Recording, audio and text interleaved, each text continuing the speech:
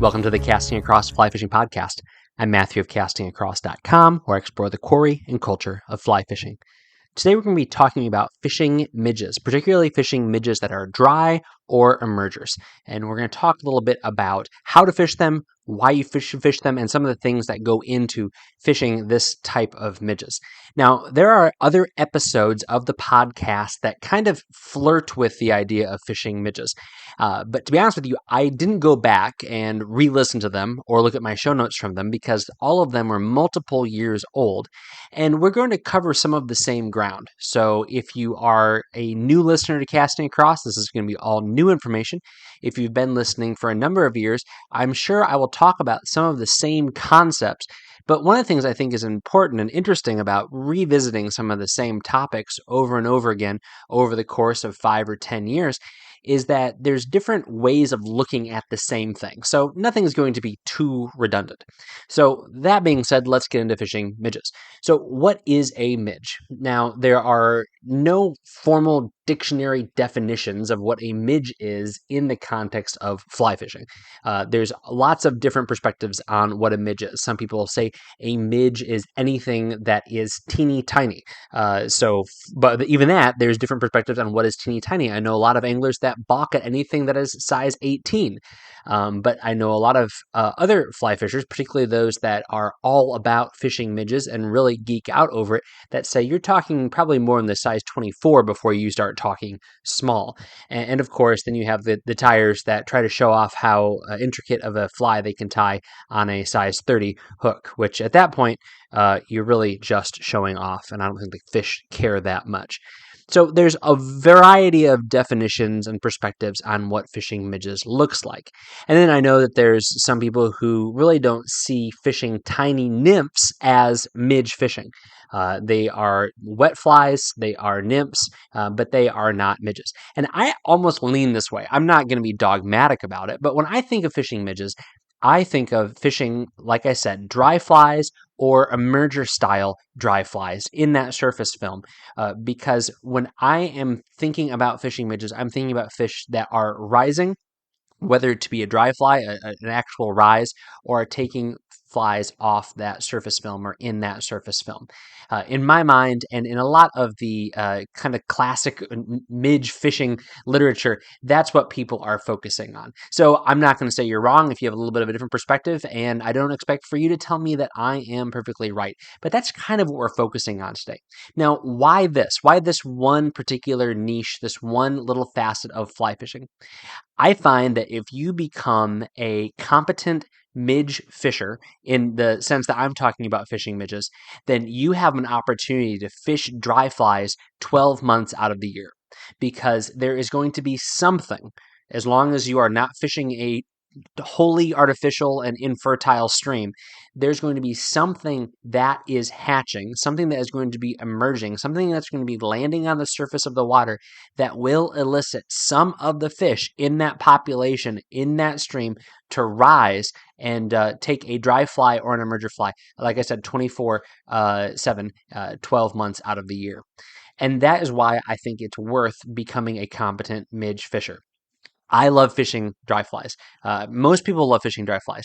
Is it as efficient as being a great Euro nympher? No, it's not. You're going to catch more fish if you are a competent Euro nymph fisher, or even just a competent nymph fisherman, whether it be with a bobber or whether it be with a traditional nymph rig.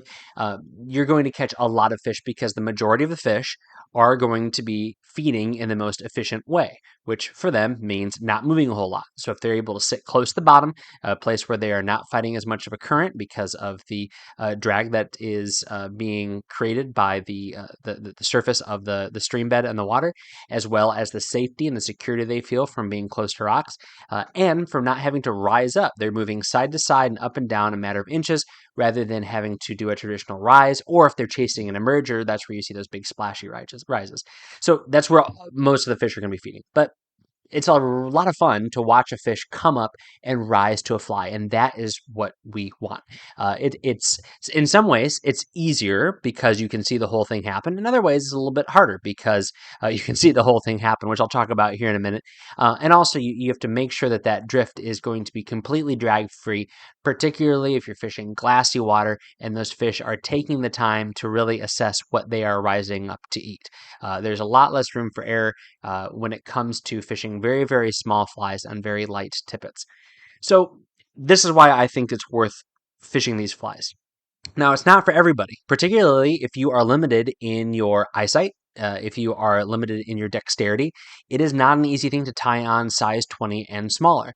Now, this is where I would say you need to lean on some of the crutches that have been made available by modern technology. And it's not even that modern technology. Things like tweezers and threading, threader boxes where you can thread all of your 20s, 22s, 24s onto these little threading devices, and then you can just pass your tippet through the end of the threading device and then slide your fly on. If you're out fly fishing, there's a good chance you'll be able to do something like that even if you don't have great eyesight. Then use magnification, whether it be a simple magnifier box or even a separate magnifying device. I actually carry one because it's incredibly small and it just slides into my pack. And I use it sometimes when I'm trying to figure out why I can't get my tippet into the eye of my fly. Sometimes it's because I am trying to shove that 6X into too small of a hook eye on a particular hook on a midge. Sometimes there's some sort of goop or some sort of thread or debris, or even just the last 7X I had in that hook eye I haven't taken out completely.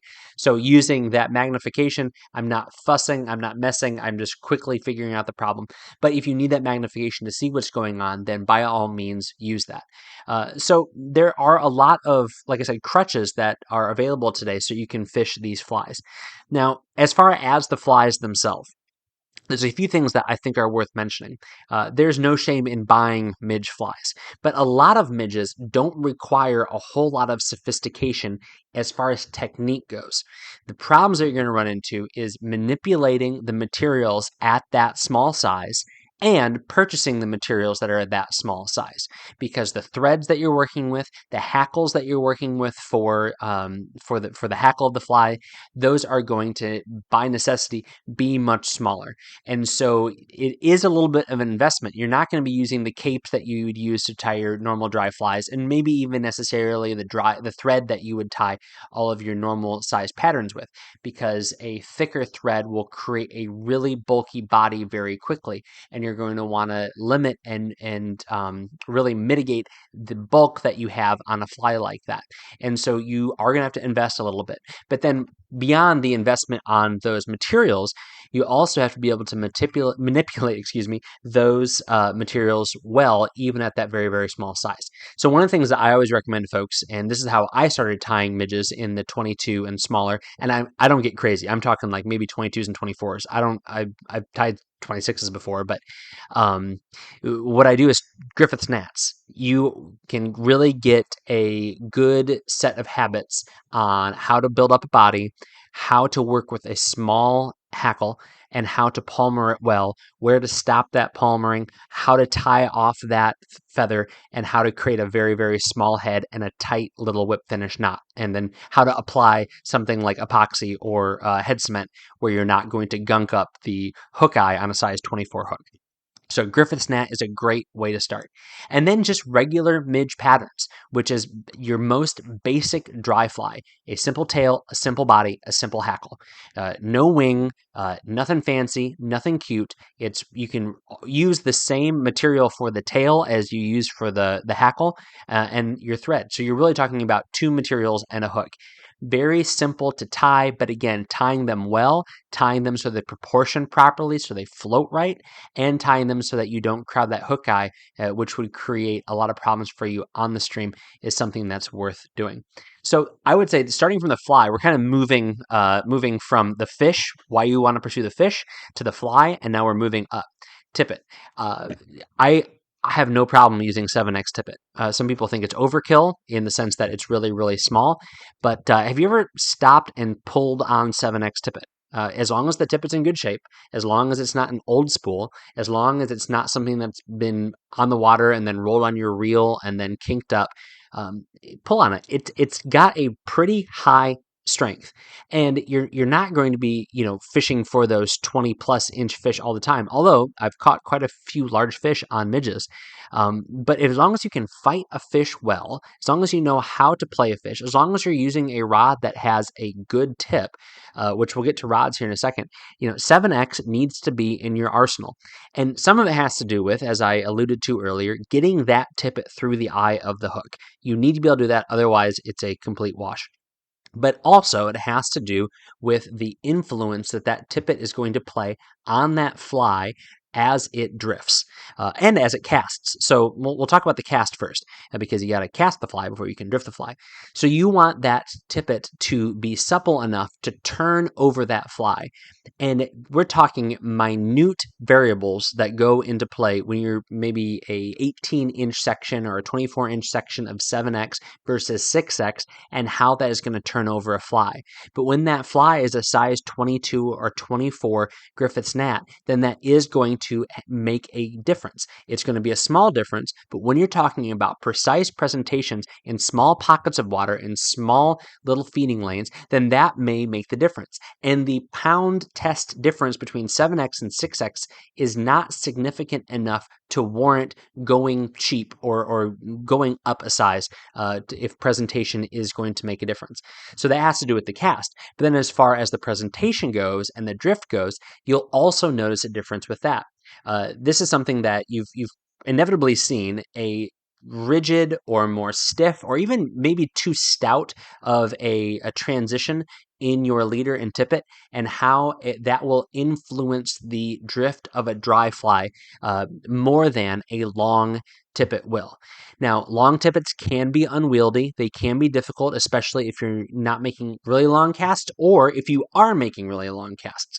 But trying to find that happy medium of a length of tippet on your leader is something that you want to figure out, especially when it comes to fishing small dry flies, because that fly is not going to provide enough surface tension to mitigate any sort of drift that is coming from that tippet or that leader or even the end of your fly line as it's getting pulled along at a different pace of a different current.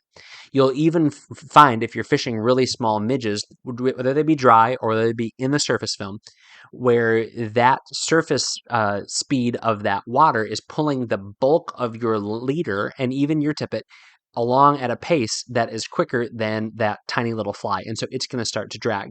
Now, if you're fishing glassy surfaces, fish are going to notice that and they're going to be completely turned off by it. Of course, you're going to have times when the fish chase a dragging midge and they go crazy for it, or they're going to be chasing it as you're pulling it up to make the cast, because they're fish after all, and who knows why they do what they do. But I go through a lot of 6X and 7X when I am fishing midges. I don't think I've ever owned a spool of 8X tippet before. I'm sure I have sometime in the past, but I find that 7X gets into the eyes of pretty much every hook I'm fishing these days. And so that's something that's really important. And then to have a good dry fly leader is also a important aspect of fishing midges. And again, this is just a good transition, because that is what you're endeavoring to do with any sort of fly cast, particularly when you're fishing a small, almost weightless fly. So the majority of your traditional dry fly and nymph and wet fly fishing, you want a good smooth transition of power from the belly of your fly line to the head of your fly line to your leader onto your tippet and fly. And fishing a midge, which is essentially weightless, is no exception to that. So a good dry fly leader.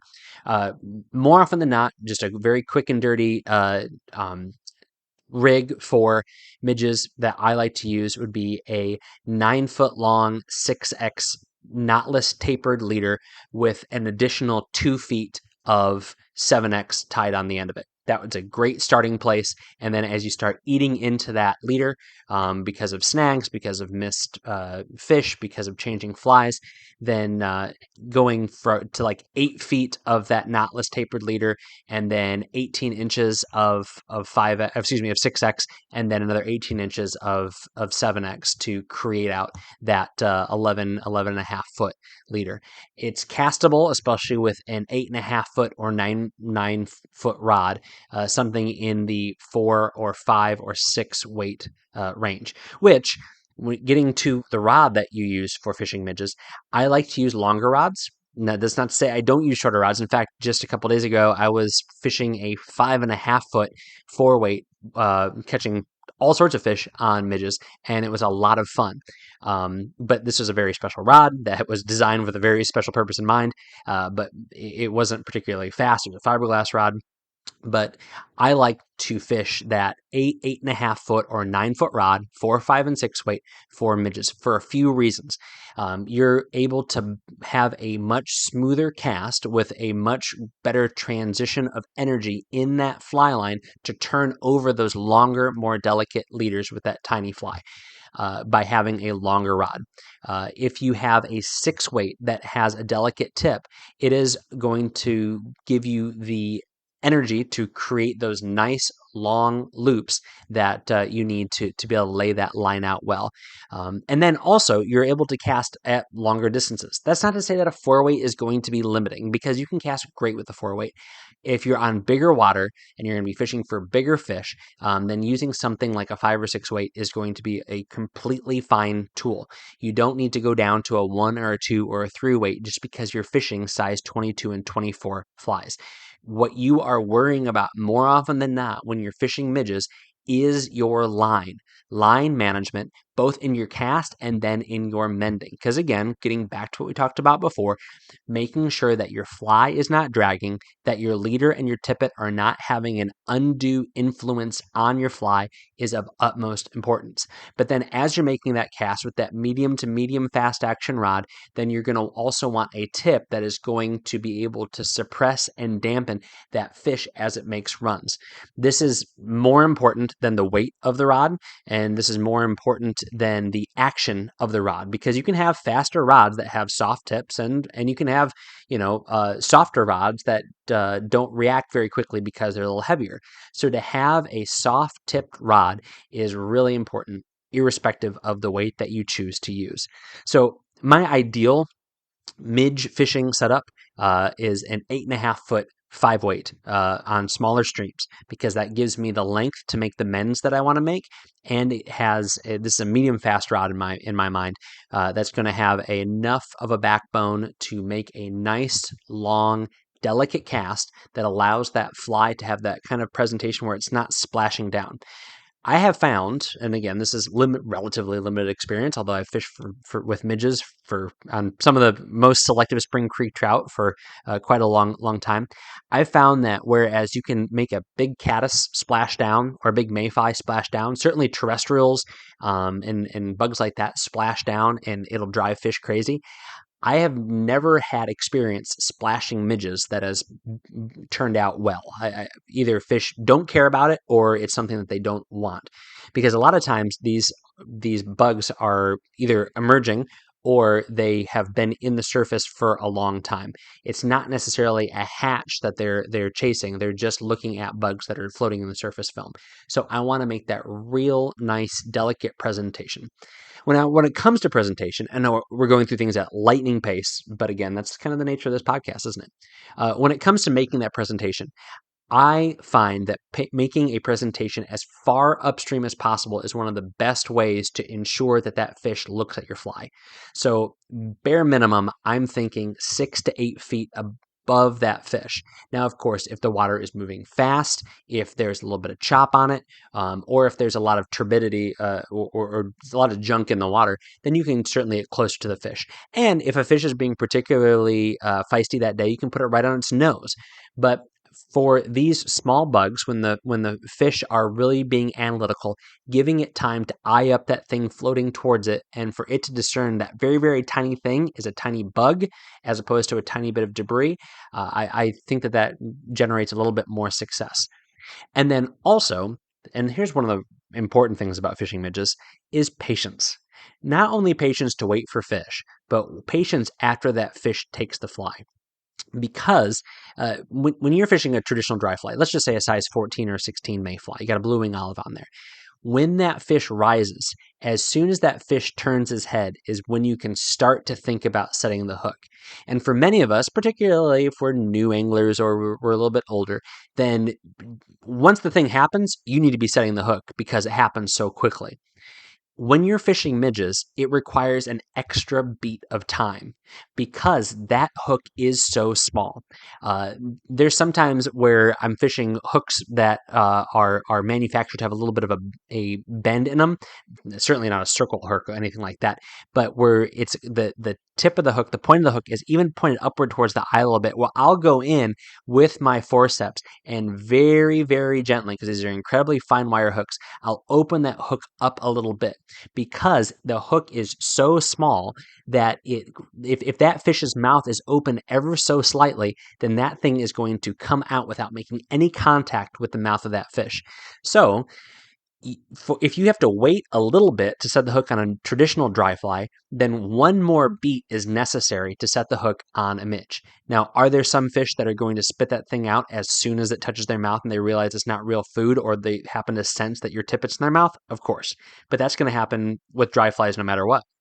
With that midge, giving it that extra little bit of time gives that fish's mouth an opportunity to close, and it's hard. And it's one of the things that, as you think about it, you think, how can I, in that moment, be patient?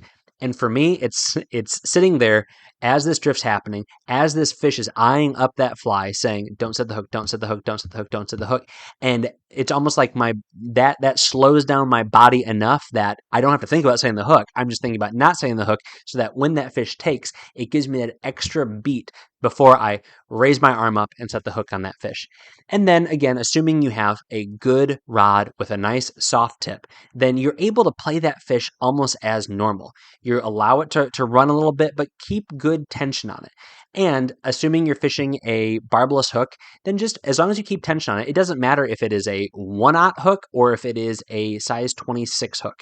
As long as you keep good pressure on that fish and you had a good hook set, then you have a good chance of landing it. Just, don't horse the thing in, but you would snap off 5x or 4x if you did that.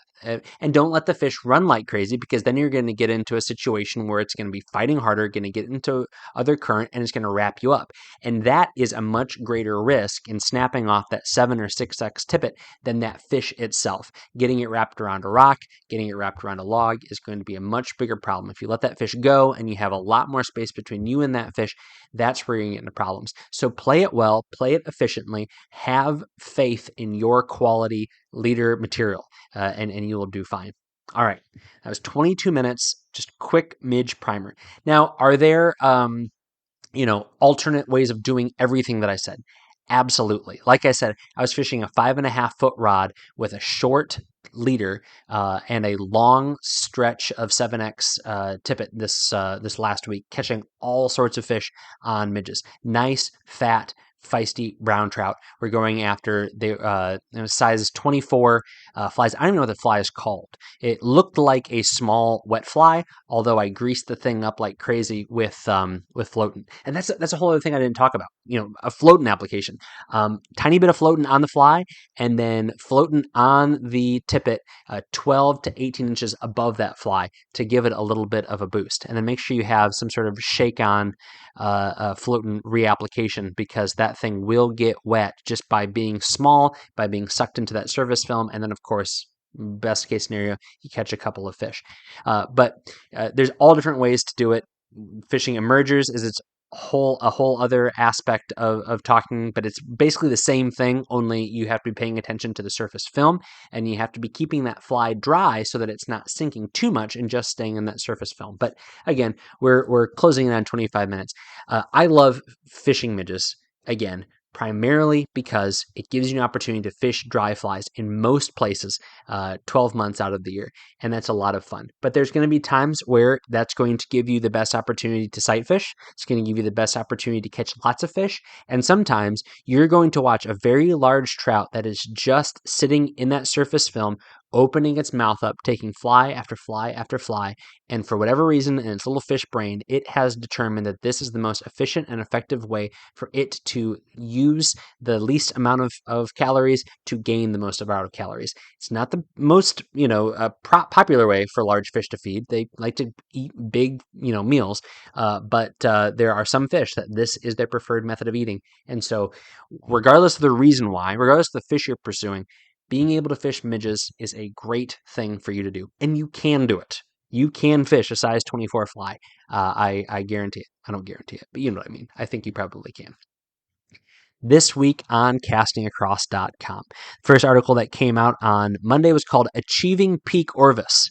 A little bit of a tongue-in-cheek article here, but this has to do with me buying an Orvis dog bed for Ember, my husky Labrador mix. He's a good boy, and so he deserved a good dog bed, and so I bought him a dog bed from Orvis. Now, why is it such a big deal? Am I talking about how how luxurious my lifestyle or my dog's lifestyle is? No, you have to read the article to find out why this is particularly important for me and maybe interesting for you.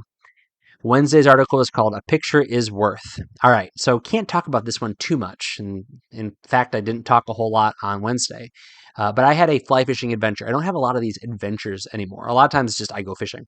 It's just where I am in life, where I am in work/ministry. I don't get to do wild and crazy stuff, but I did a relatively wild and relatively crazy thing earlier this week, and it involved as I mentioned in the article, making right something I should have done 25 years ago. It involved the payout of an article that I wrote about 5 years ago. It involved a last cast miracle, lowercase m miracle, and it involved a lot of time in the car and a really, really good 48 hours. So a little bit of a preview for something that'll come after I have a good opportunity to sit down and write this out well. But there's a pretty picture of a little trout. It's not a little trout. It's like a 12, 14-inch trout, but it's a smaller trout. But it was a great trout. And pay attention, if you can, to the rod in the background of the header image of that picture. This week's recommendation on the podcast is a simple little tool that I think you should use. It is Loon Outdoors Large Caddy. And what does it caddy? It caddies floatant. And all it is a nylon strap with a buckle on the end of it with 2 loops. And in one loop, you are able to put a bottle of floatant, so traditional like gel floatant. And in the other loop, you can put a little jar of the shake-on floatant. Yes, you could just keep this stuff in your sling pack or in your vest or in your pocket.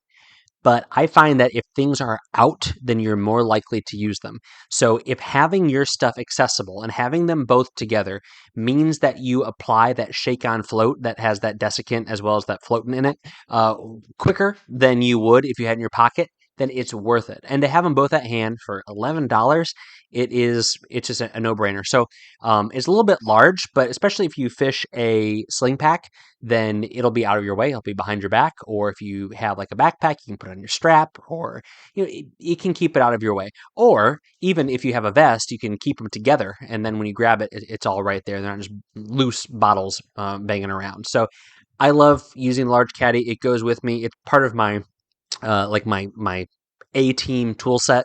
I keep my best nippers attached to that, and my spools of tippet attached to it, and so it just goes from pack to pack, to backpack to sling pack, to pocket, wherever I need to take it. So I'll put a link to Loon Outdoors Large Caddy on this post's page over at castingacross.com. Thanks for listening to the Casting Across Fly Fishing Podcast. Please subscribe in your favorite podcast app and then leave a rating and review on iTunes. Then head over to castingacross.com for 3 posts a week on the people, places, and things that go into the pursuit of fish.